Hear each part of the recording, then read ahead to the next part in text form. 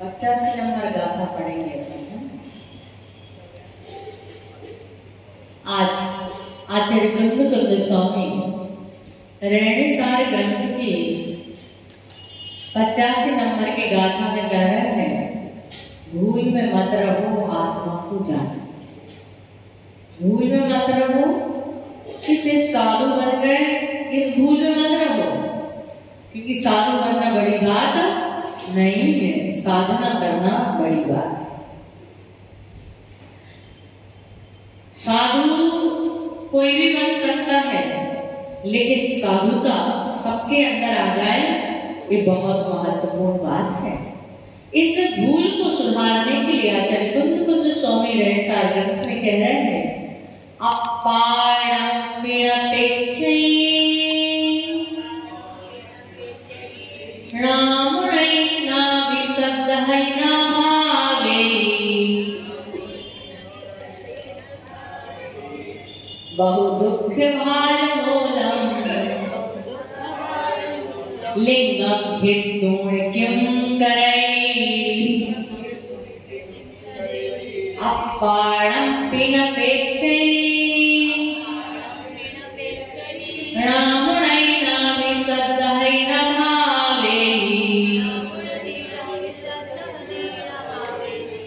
बहु दुःख भार मूलम् लिंगं हितूण किं करैः।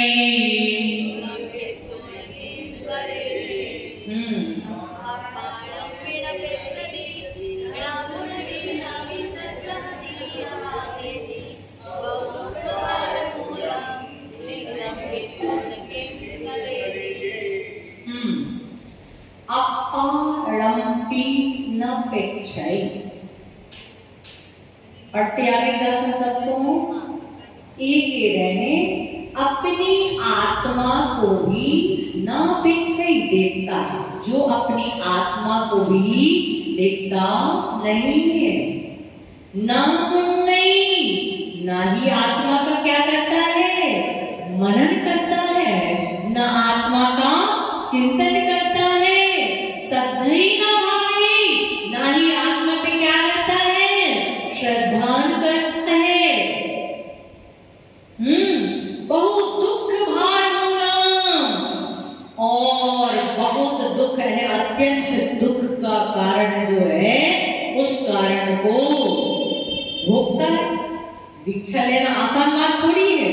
दीक्षा लेकर के इतने सारे दुखों को, परेशानियों को क्या करता है, सहन करता है। भार मूलम् लिंगं हितूण किं करैः, ऐसे लिंग को हितूण मतलब ग्रहण करके, ऐसे लिंग को धारण करके क्या करे, क्या किया, क्या फायदा, अर्थात कोई फायदा नहीं। समझ में आई बात? क्या समझ में आई? अपारंपीना पेक्षै, पेक्षै मतलब देखना, पेक्षै मतलब आत्मा पी भी, आत्मा को भी ना पेक्षै ना देखता है। यानी कि जिन लिंग को धारण करके जो अपनी आत्मा को भी नहीं देखता है, आत्मा का मनन भी नहीं करता है, आत्मा पर श्रद्धान भी नहीं करता है, वो बहुत दुख भार मूला, बहुत दुख के मूल कारण है। वह जिन लिंग धारण करके क्या करेगा, क्योंकि वह देश कैसा है, महादेश से आत्मा का कल्याण होने वाला। समझ में आ गई सबको बात? सन्यासी बन गया, श्रावक से साधु बन गया, भोगों से योग में चला गया, लेकिन उसके बावजूद भी आत्मा के प्रति दृष्टि नहीं गई, तो कहते हैं आपका दीक्षा लेना, परीक्षाओं को सहना, दुखों को सहन करना, एक बार खाना, पैदल चलना, केस नोच करना, ये सारी की सारी चीजें कैसी हो जाएंगी, निष्फल हो जाएंगी, व्यर्थ। इसलिए द्रव्य के साथ भाव भी आवश्यक, द्रव्य लिंग के साथ भाव लिंग भी आवश्यक है। खाली द्रव्य लिंग से कल्याण होने वाला, इसलिए हमें भले कितने भी कुछ भी व्यवहार में करना पड़े, लेकिन दृष्टि हमेशा कहाँ होना चाहिए? आत्मा पर होना चाहिए। हमेशा किसी ने मेरे से पूछा था कि सबसे ज्यादा किसको याद करते हो? सबसे ज्यादा आप किसको याद करते हो? तो मैं एक ही बात बोलती हूँ कि मैं सबसे ज्यादा यदि किसी को याद करती हूँ तो मैं अपने वो दीक्षा का पल याद करती हूँ कि उस समय मेरे परिणाम क्या थे, वैसे ही परिणाम मेरे हमेशा रहे। मैं सबसे ज्यादा अपने साधु बने को याद करती हूँ, क्योंकि साधु बना यदि याद है तो साधु बने क्रियाएं याद रहेंगी, साधु जीवन का क्षण में याद है।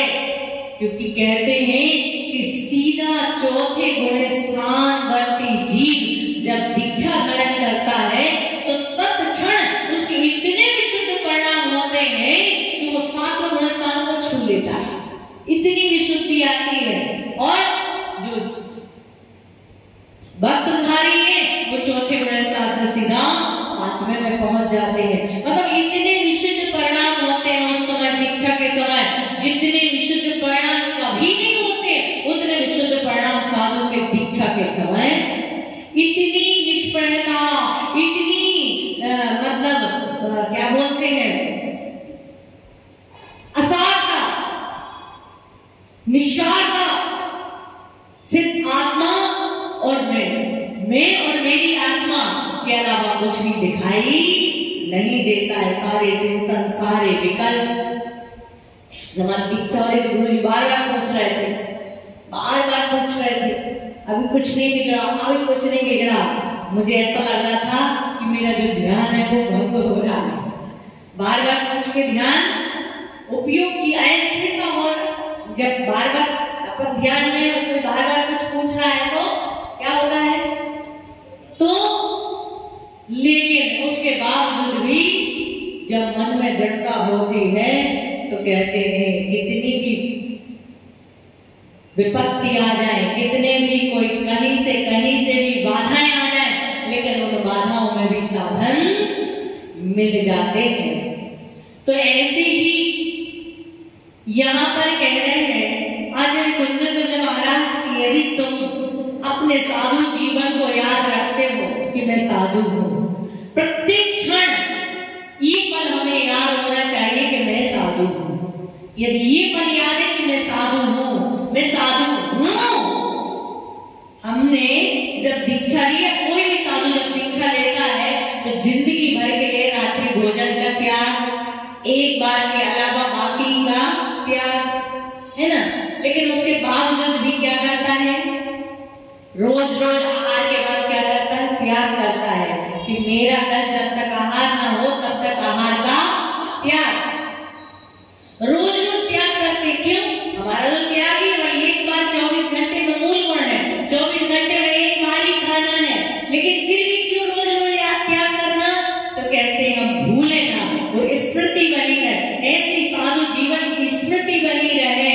इसलिए हर पल ये ध्यान में होना चाहिए कि मैं साधु हूँ। यदि साधु हूँ बना रहेगा तो साधु का चर्या, साधु का जीवन, साधु की क्रियाएं जो हैं, जो साधु का भेष है, साधु का उद्देश्य है, वो उद्देश्य कभी भूलेंगे। यदि ये भूल गए कि मैं साधु नहीं हूँ तो साधु का उद्देश्य क्या हो जाएगा? विस्मृत हो जाएगा। इसलिए वो याद होना चाहिए कि मैंने दीक्षा ली है, किस लिए ली, क्यों ली, किस कारण से ली है? क्या मैं घर से परेशान था, कि मैं पैसे से परेशान था, या मैं किसी अन्य कारण से मेरे घर में कुछ खाने नहीं था, कि मेरे घर में पीने नहीं था। सब कुछ साधन सामग्री उपलब्ध थी, लेकिन उसके बावजूद भी मैंने मार्ग चुना है। किसके लिए चुना है? अपनी आत्मा के कल्याण के लिए चुना है। इसलिए वो लक्ष्य जो है हमें याद दिलाता है, यदि हम ये ध्यान में रखते कि मैं साधु हूँ। समझ में आई बात? सबको आ गई? इसलिए निरंतर अपनी आत्मा का चिंतन करते रहना चाहिए, जिससे हमारी आत्मा का कल्याण होने वाला है। और इसी का नाम व्यवहार सम्यक दर्शन से, निश्चय सम्यक दर्शन में आना है। अपनी आत्मा में श्रद्धा, अपनी आत्मा को जानना और अपनी आत्मा में व्यवहार से तो हमने भेष धारण कर लिया, सम्यक दर्शन व्यवहार सम्यक दर्शन तो आ गया, देव सद्गुरु प्रसादान हो गया, व्यवहार सम्यक दर्शन आ गया, हमने शास्त्रों का ज्ञान भी कर लिया, तो व्यवहार सम्यक ज्ञान भी आ गया, जो हम 28 मूल गुणों का पालन कर रहे हैं, व्यवहार से सम्यक चारित्र भी आ गया, लेकिन निश्चय में चारित्र कब आएगा? अपनी आत्मा में रुचि, अपनी आत्मा को जानना और अपनी आत्मा में क्या हो जाना? लीन हो जाना। अन्यथा ये भेष जो है कैसा है? भारमूल। कैसा लगता है? जिसे ये बात याद नहीं रहती है कि मैं साधु हूं, तो कहते हैं उसे साधु जीवन कैसा लगता है? भार लगता है, बोझ लगता है, परिचय आदि दुख के कारण लगते हैं। और साधु जीवन याद रहता है, वे भार नहीं लगता है, बल्कि कर्मों के भार से ये भार जो है, ये कष्ट जो है, परिचय हल्के लगते हैं। कर्मों का भार कितना भारी है? तो उस कर्मों के भार से ये उपसर्ग और परिचय आदि जो है ये बहुत मामूली लगते हैं, ये तो थोड़ी देर के लिए कष्ट देने वाले हैं, लेकिन कर्म जो है भाव भाव में हमें क्या देने वाले हैं? दुख और पीड़ाओं को देने वाले। इसलिए भेष मात्र से आत्मा का कल्याण होने वाला नहीं। उसका चिंतन करो, मनन करो और अपनी आत्मा को जानो, पहचानो। इस बात को आचार्य कुंद स्वामी ने बताया है। अब आगे चलेंगे। आत्मभावना बिना दुख ही है। अभी तक तो श्रावक की बात चल रही थी, अब किसकी बात चल रही है? क्यों? क्योंकि ये ग्रंथ जो है, ये कौन सा ग्रंथ है? रयण सार है ना। इसमें मंगलाचरण जो हमने पढ़ा था, उस मंगलाचरण में क्या पढ़ा था? सायार, नयार, नवरेण। किस किस को याद है मंगलाचरण इसका? बस 3 लोगों को। आप लोगों को बताओ।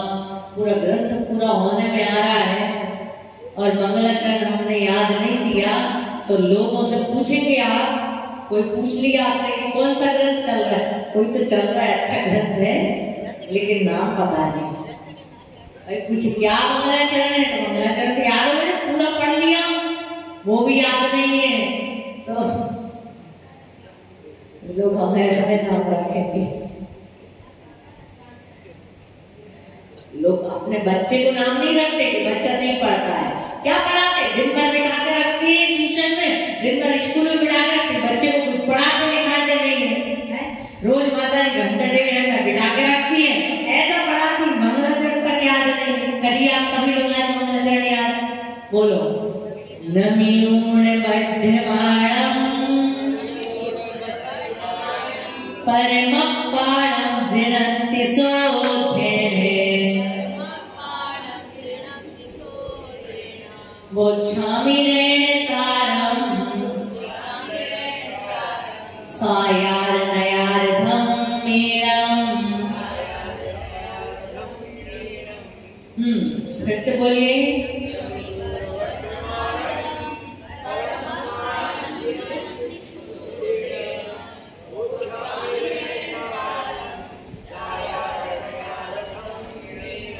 अब बिना देखे बोलो। नमी, नमी मतलब नमस्कार। नमियूण वर्धमान, उन वर्धमान भगवान को मेरा क्या हो। और फिर परमपाणम जिणन्ति सुद्धेने, उन वर्धमान परमात्मा को मन से, वचन से, काय से क्या कर रहा हूँ?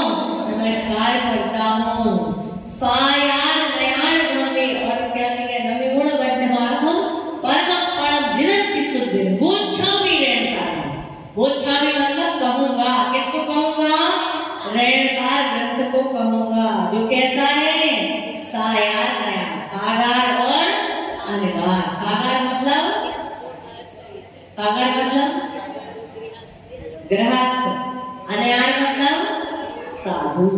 जो ग्रंथ है वो रेणसार ग्रंथ को कहूंगा, जो सागार और अनगार इन दोनों को, उन दोनों की बात को बताने वाला है, या दोनों की व्यवस्था को बताने वाला है।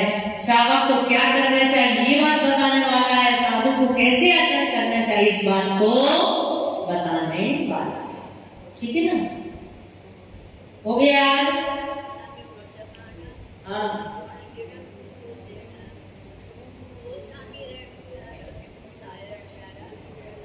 इसलिए याद नहीं होता है। जब भी हम कुछ करें यार या बोले विनय के साथ, कैसे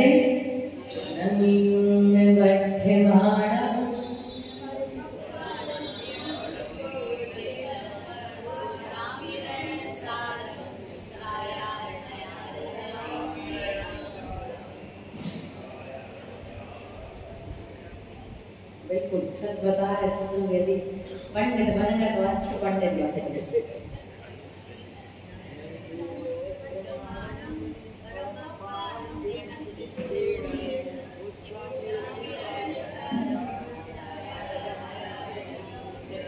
इस ग्रंथ का नाम क्या है? रहनसार। इस ग्रंथ को किसने लिखा है? आचार्य कुंद स्वामी। इसमें कितनी गाथाएं हैं?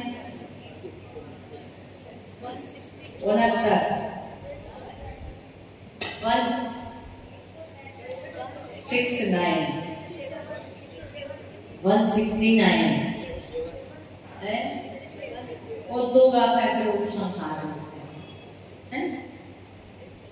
तो 169 गाथाएं। कितनी गाथाएं हैं? हाँ, रहनसार। तो कल सब लोग, जितने लोग पढ़ रहे हैं, सब लोग रहनसार ग्रंथ का मंगलाचरण याद करके आना। कल वही सुनेंगे सबसे, बाद में पढ़ाएंगे। ठीक है ना? लाइन से कल नहीं आओगे, फिर आपका बच्चा भी ऐसे करेगा, ध्यान रखना। आएंगे? अच्छा ठीक है। वो अपने मोबाइल में सर्च करना, गूगल पे रहनसार ग्रंथ। ठीक है ना? और उसको क्या कर लेना, फिर याद कर लेना। ऐसे पुस्तक नहीं हो तो आत्म भावना बिना दुख ही है। 86 नंबर की बात। आगे कह रहे हैं, जाव न जाने अपारम दुख मपड़ो तावो, तेने अनंतम सुहाड़म अपारम भावई जोई। जाव न जाने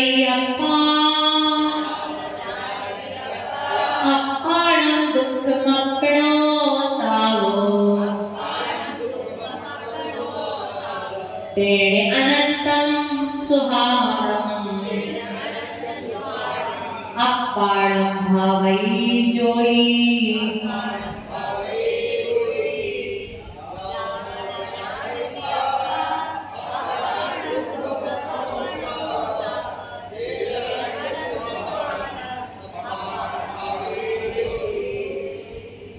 फिर से पढ़िए एक बार।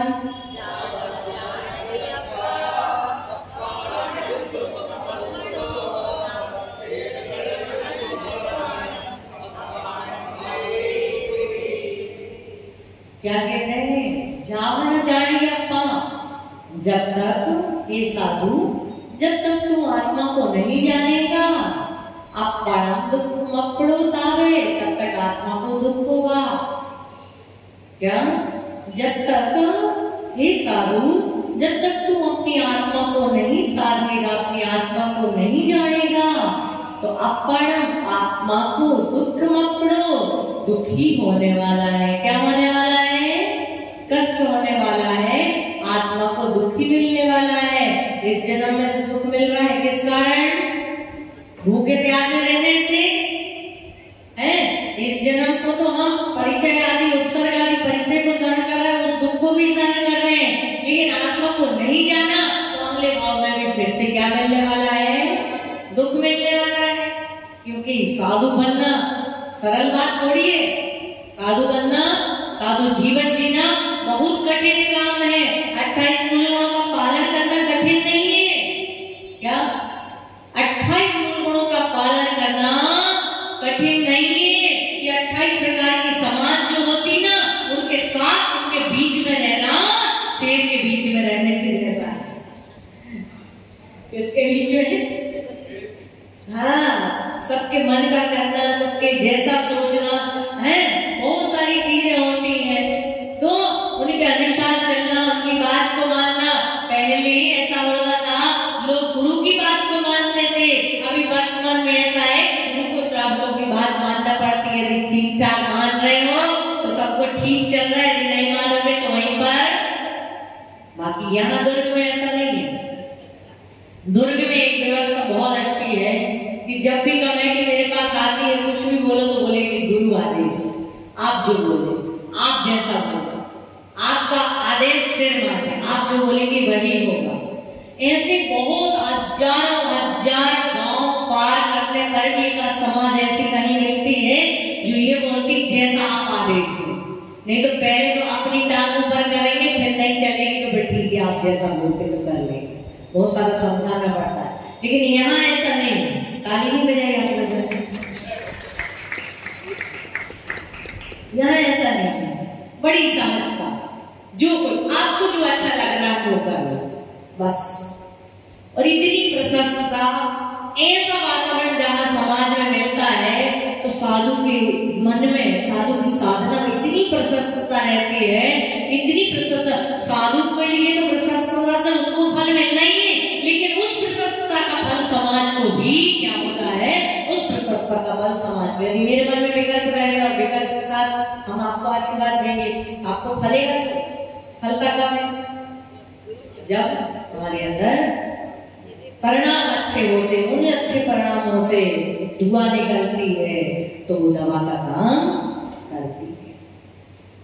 तो ये इसीलिए कह रहे हैं कि ये साधु जीवन में, इस जन्म में तो दुख भोगे ही है, दुख है ही, लेकिन अगले जन्म में भी इस साधु जीवन को यदि नहीं समझा तो कहते परभव में भी क्या मिलने वाले हैं, दुख मिलने वाला है, कष्ट मिलने। तेरे अनंत सुहाणम, ये आत्मा कैसी है? अनंत स्वभाव वाली, अनंत सुख वाली। कैसी आत्मा? अनंत सुहाणम, अनंत सुख स्वभावी आत्मा है। अपना भावई जोई, इसलिए इस आत्मा का ही चिंतन करो, इस आत्मा की ही भावना को खाओ। समझ में आ रही बात? अभी यहाँ आत्मा की बात चल रही है, इसलिए ज्यादा थोड़े से मैं आपको समझ में बात आ रही कि नहीं? जाओ न जाने अप्पा, जाओ न जाने अप्पा मतलब जब तक अप्पा मतलब आत्मा को जाने नहीं जानता है, अपाड़न आत्मा को क्या मिलने वाला है? दुख मप्पड़ो तब तक उसको क्या मिलेगा? दुख। कितनी भी बार आप इच्छा ले लो, अनंत बार भी आप इच्छा को धारण कर लो, लेकिन जब तक आत्मा को नहीं जानोगे तब तक आपको सुख मिलने वाला। सुख कहाँ है? कहाँ है सुख? आत्मा। किससे खोजोगे सुख को? आत्मा से। आत्मा के द्वारा, आत्मा में, आत्मा को आत्मा के द्वारा ही क्या करना है? जानना। आत्मा को आत्मा के द्वारा आत्मा को जानना है, क्योंकि आत्मा ही आत्मा को जानेगी, आत्मा ही आत्मा को सुखी कर सकती है, दूसरा कोई सुखी करने वाला नहीं है। दुख दे देंगे, जले में क्या कर देंगे? नमक छिड़क देंगे। सुख आत्मा के द्वारा ही आत्मा को प्राप्त करता है। आत्मा कैसी है? मैंने शायद एक बार सुनाया था आपको कि एक व्यक्ति था जो सुख की खोज करने निकला, सब तीर्थों पे गया, शिखर जी, गिरनार जी, पावापुर, चंपापुर, सारे संतों के पास गया, सुख मिलेगा, यहाँ मिलेगा, यहाँ मिलेगा। एक जंगल गया, बोले महात्मा है, बहुत सुखी, उनके बाद बहुत सुख है। वहां गया, महाराज बोले अभी अभी मगर आया था, वो सुख लेके चला गया। मगर आया था, वो सुख लेके चला गया। नदी के पास में बहुत बड़ा मगर है, वो ले गया सुख मेरा, उससे मांग लो। वो व्यक्ति गया, भाई पूरी दुनिया छान मारा, सुख तू लेके आ गया, थोड़ा सुख मुझे भी दे दे। कहा, मगर ने कहा, भाई मेरा कंठ सूख रहा है, बहुत गला सूख रहा है, मुझे एक लोटा पानी दे दे। क्या कहा? मुझे एक लोटा पहले पानी दे, फिर मैं सूख देता हूं। उसने कहा, मुझ इतने बड़े सागर में तू बैठा है, वो पानी मुझसे मांग रहा है। उसने कहा, तेरी आत्मा के अंदर भी अनंत सागर भरा है, सुख का सागर, तू मेरे से थोड़ा सा सुख मांगने आया है। मूर्ख मैं नहीं, तू मूर्ख है। बात समझ में आई? तो हमारी आत्मा कैसी है? अनंत अनंत सुहाना, अनंत सुख की स्वभाव वाली आत्मा है। तीर्थंकर जो है अलग से कोई सुख नहीं आता, उनकी आत्मा ही अनंत सुख है। बस जो है उस दुख की परतें, कर्मों की परतें जब हट जाते हैं तो सुख का सागर क्या हो जाता है। जैसे हीरे डायमंड होते हैं ना, खदानों में निकलते, खूब खोदना पड़ता है, खूब खोदना पड़ता है, तो खोदते खोदते क्या निकलता है? हीरा निकलता है, पन्ना निकलता है। तो ऐसे ही हमारे अंदर भी जितनी भी जो गंदगी है, ऊपर के कंकड़ पत्थर है, मिट्टी है, वो सारी कर्मों की मिट्टी, राग देश की कंकड़ पत्थरों को, कसायों के बड़े बड़े भारी भारी पत्थरों को हटाना पड़ेगा, तब जाकर के वो अनंत सुख का हीरा डायमंड उनको क्या होगा? प्राप्त होगा। अपण भावना जोई, इसलिए निरंतर अपनी आत्मा का चिंतन करो। यही आत्मा के चिंतन से आत्मा क्या बनेगी? परमात्मा बनेगी। यही सबसे सरल उपाय। और कुछ करो ना करो, 24 घंटे में एक बार 2 मिनट, 5 मिनट, 10 मिनट, जितना समय आपको मिले, एकांत में बैठ करके अपनी आत्मा का चिंतन करो। ये मनुष्य पर्याय बड़ी दुर्लभता से मिली है। ये मनुष्य पर्याय मिली तो है, लेकिन किस लिए मिली है? किस कारण से मिली है? इस मनुष्य पर्याय से मैं क्या कर सकता हूँ और मैं क्या कर रहा हूँ? मुझे आत्मा का क्या करना है? आदि आदि क्या करना है? अपनी आत्मा का चिंतन करना है। कहाँ से आई है ये आत्मा? कहाँ जाने वाली है? कौन कौन गतियों के दुखों को भोग करके आई है? अब मुझे अपनी आत्मा से यदि प्रेम है, दुनिया से प्रीति करोगे, आपको सुख मिले ना मिले, लेकिन आत्मा से प्रीति करोगे। जब आत्मा को, जिसको आप चाहते हो, उसको कष्ट देना नहीं चाहते,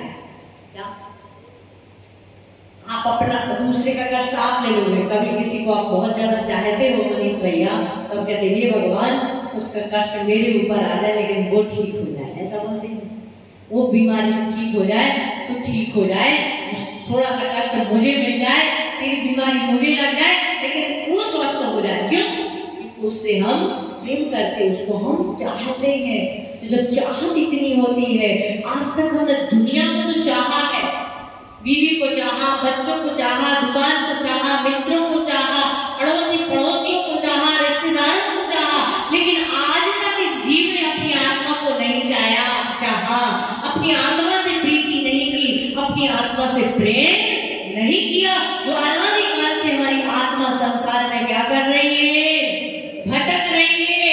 यदि तेरा प्रेम यदि आत्मा से होता, तो आत्मा को इस भटकन से तू बचाने का क्या करता? प्रयास करता है। जिसे हम चाहते हैं वो बीमार पड़ जाता हो, पहले दिल्ली ले जाओ, मुंबई ले जाओ, अमेरिका ले जाओ, जहां ठीक हो सकता हो वहां से उसको हम क्या कराएंगे? ठीक कराएंगे। क्यों? क्योंकि हम उसको चाहते हैं, उसे दुखी देखना नहीं चाहते। ऐसे ही हमारी आत्मा भी चतुर्गति रूप संसार में 84 लाख योनियों में अनादिकाल से भटक रही। कब से भटक रही है? और क्यों भटक रही है? क्योंकि आत्मा से आज तक हमें क्या नहीं हुई है? प्रीति नहीं हुई, प्रेम नहीं हुआ है। इसलिए मैंने कहा, दुनिया से आपने कितनी क्षमा मांगी मेरे को नहीं पता, लेकिन सबसे पहले किससे क्षमा मांग लो? आत्मा से मांग लो। क्योंकि आत्मा को दूसरों को सुखी करते करते अपनी आत्मा को कितनी कितनी योनियों में क्या करा है? भटकाया है। कितने कष्ट और कितने दुख दिए अपनी आत्मा को दूसरों को सुखी करने के लिए। तो सबसे पहले क्षमा तो आत्मा से मांगो। ऐसे यहाँ पे भी कहते जब यदि बाहर आत्मा बुद्धि से सहित होता है तो लिंग तो धारण कर लेता है, लेकिन आत्मा का चिंतन उसके होता नहीं है।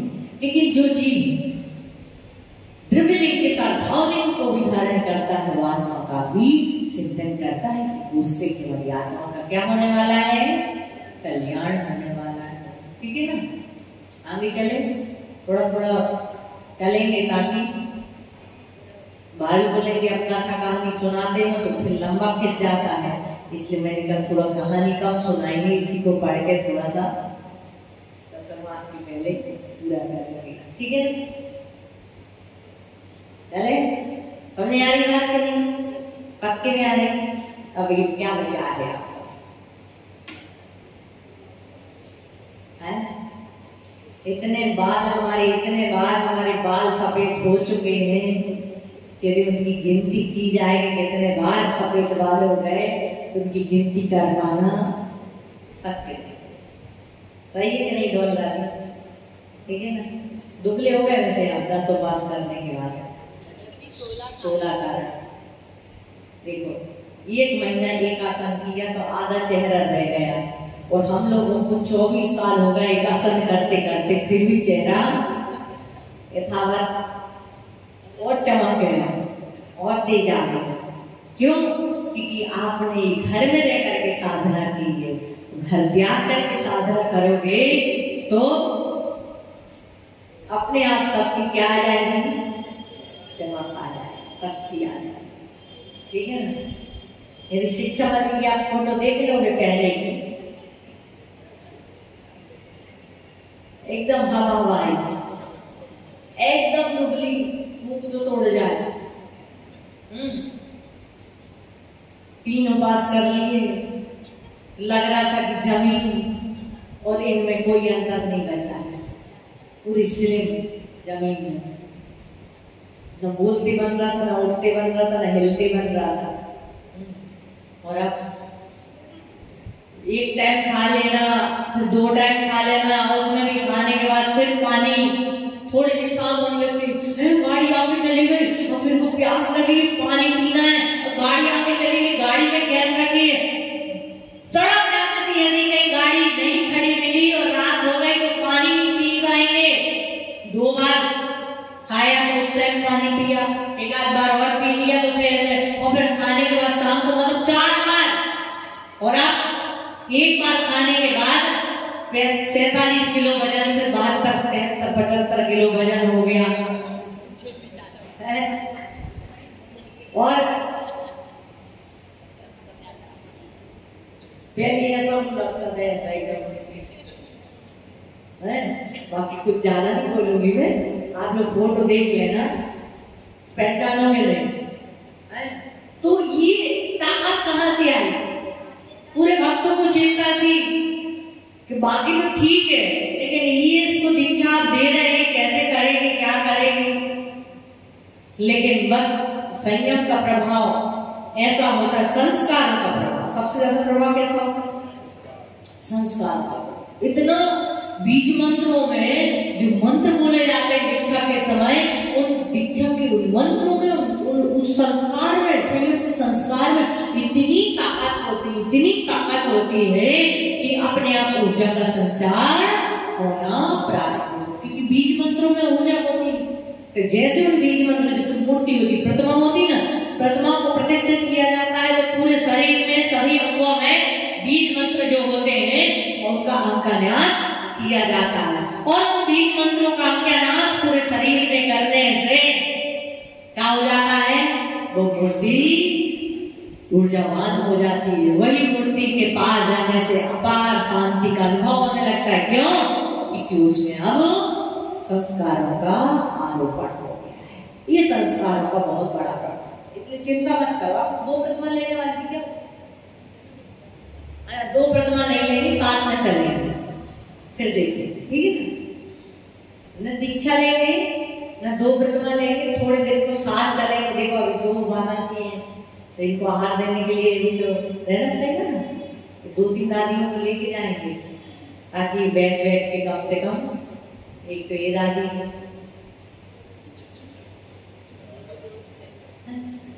दीक्षा लो नहीं लो, लेकिन थोड़े समय के लिए महीना महीना 2-2 महीने के लिए घर त्याग करने का क्या करना चाहिए? अभ्यास करना चाहिए। ऊपर जाओगे तो हमेशा के लिए तो वैसे ही त्याग हो जाएगा, है ना? नहीं निकलोगे तो निकाले जाओगे। सभी की स्थिति यही है। घर से नहीं निकलोगे तो किसके साथ? डंडे और कंडे के साथ। किसके साथ? जब ले जाते हैं लोग तो डंडा ले जाते, अब तो गाड़ी से एक साथ भेज देते हैं। पहले लोग कंधों पर रख के ले जाते थे डंडा, एक लकड़ी ले जाते थे, हैं? लेकिन फिर भी वो एक तो लकड़ी होती है, नहीं निकले तो ले जाओ, निकालो।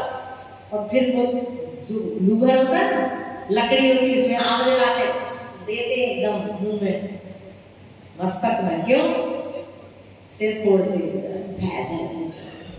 और लगाते मुंह में आग। मुखाग्नि इसको बोलते, क्या बोलते? मुखाग्नि बोलते। मुंह में आग लगाते। इतना अच्छा मन मिला था, इतना मस्तक मिला था, इतना अच्छा चेहरा मिला था, चारित्र को नहीं संभाला। क्या चारित्र इतना अच्छा मिला, चेहरा इतना अच्छा मिला, लेकिन चारित्र धारण नहीं किया। ये चेहरा कोई काम का नहीं लगा देते सीधा। कितना प्रेम करते थे उस चेहरे से, हैं? कितना प्रेम करता था वो पति आपके चेहरे से। तो सबसे पहला चेहरे पे आप कौन लगाता है? पति लगाता है। और आप लोगों के लिए जिस बेटे को उछल उछल के कूद कूद के अपने कंधे पे बिठाते थे, उछालते थे, वही बेटा सबसे पहले आपको मुंह में आग लगाता है। क्यों? सरियाने का। इसलिए थोड़ा थोड़ा क्या करना? अभ्यास। लोग गुरुओं के साथ बिहार में जाते हैं, चौका लेके जाते हैं, महीनों क्षेत्रों पे। अभी देखो ना, डोंगरगढ़ में महीनों महीनों लोग घर से बाहर रह के चौका लगा रहे हैं। मनोज जी है, वो काला जी और भी लोग है ना, 4-4 महीने लगा रहे हैं, तो सालों साल। ये अभ्यास है कि आज मैं घर छोड़ करके गुरु की सेवा कर रहा हूँ, एक दिन मैं हमेशा के लिए घर छोड़ूंगा, लोग मेरी सेवा करेंगे। ये अभ्यास है ना? तो इसलिए ऐसा विचार करना चाहिए। क्या? हाँ, बहुत सारे लोग, बच्चे लोग हैं ना, मुनिराज साधु की सेवा करते हैं, तो साधु पंखा नहीं लेते ना, यूज नहीं करते इलेक्ट्रिक कोई चीज, तो क्या करते वो लोग? महाराज के पास खड़े होके हवा करते हैं बिजना आदि से, और हवा करते करते उनके अंदर इतना वो हो जाता है, इतना जुड़ा, इतना लगाव हो जाता है। वैराग वैराग तो बाद में होता है, पहले होता है लगाव, रुचि। क्या? समय दर्शन की भूमिका में सबसे पहले क्या है? प्रीति, लगाव, रुचि, ये सब पर्यायवाची नाम। प्रेम, तो जहां प्रेम हुआ, लगाव हुआ, प्रीति हुई गुरु से, तो अपने आप क्या बढ़ जाता है? फिर धीरे धीरे वैराग्य हो जाता है। बाकी वैराग्य किस चिड़िया का नाम जानते ही नहीं थे, बाद में जाने। पहले तो गुरु से प्रेम हुआ, तो हालांकि मुझे तो पहले से हो गया था, लेकिन कुछ लोग होते हैं जो पूर्व जन्म के त्यागी, पूर्व जन्म से कुछ ऐसा होता है कि अपने आप वैराग्य हो जाता है। ठीक है, पेपर ले लें।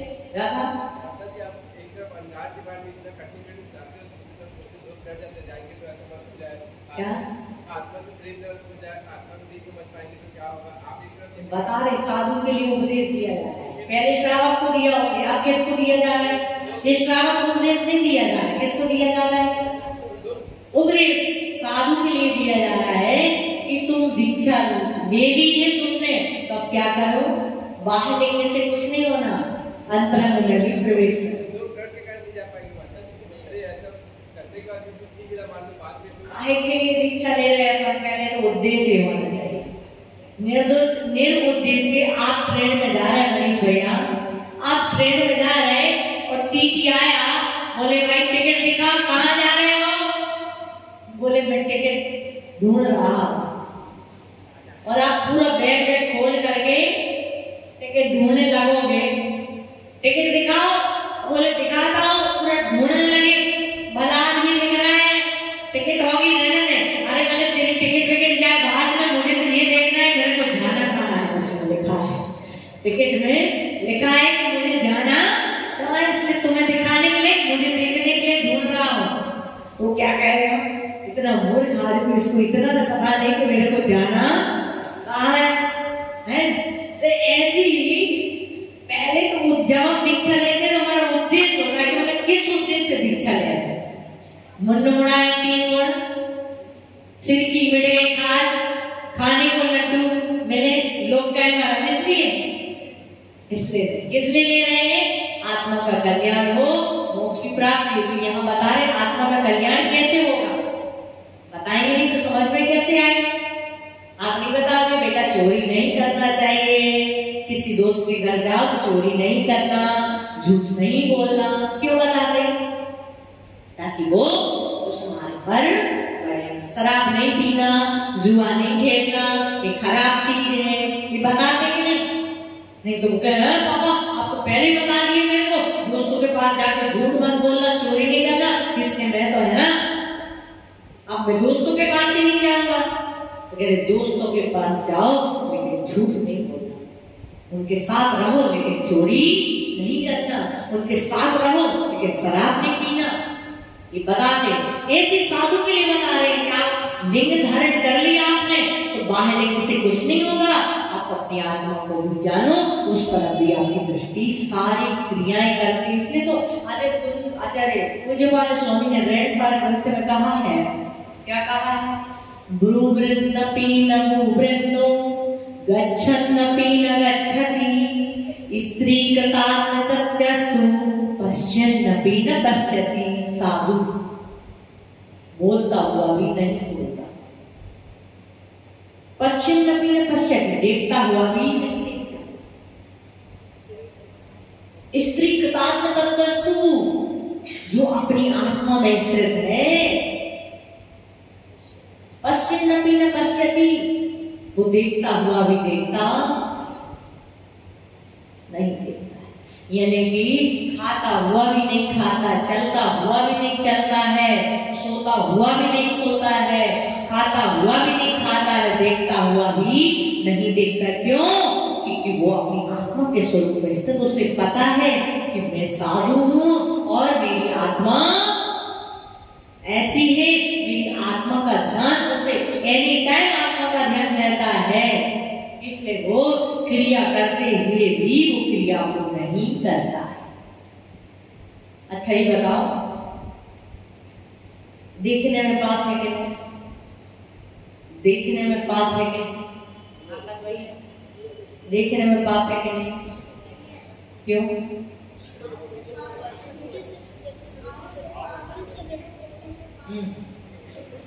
ऐसा देखने में पाप है।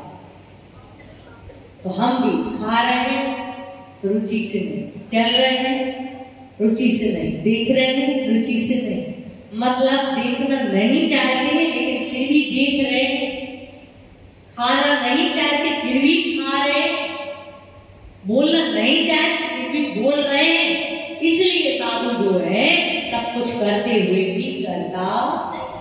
यदि हम कहेंगे देखने में पाप है, त्रिलोकीनाथ तीनों लोगों को देख रहे हैं, जानने में पाप है, वो तीनों लोगों को वस्तु पदार्थों को क्षेत्र भोग के स्वरूप को क्या कर रहे हैं, चराचर पदार्थों को जान भी रहे हैं और देख भी रहे हैं, तो उनको ज्यादा दोष लगेगा, हमसे ज्यादा रहे तो थोड़ा सा देख रहे हो तो पूरे संसार को देख रहे हैं। तो देखने में दोष नहीं, मैंने बताया देखने में दोष नहीं, तकने में दोष। कहाँ दोष है? खाने में दोष नहीं, चखने में दोष, बोलने में दोष नहीं, बकने में दोष, चलने में दोष नहीं, थकने में दोष। ठीक है ना? हमारे आपका हो गया। और किसी के मन में कोई प्रश्न जिज्ञासा हो तो पूछ सकते हैं।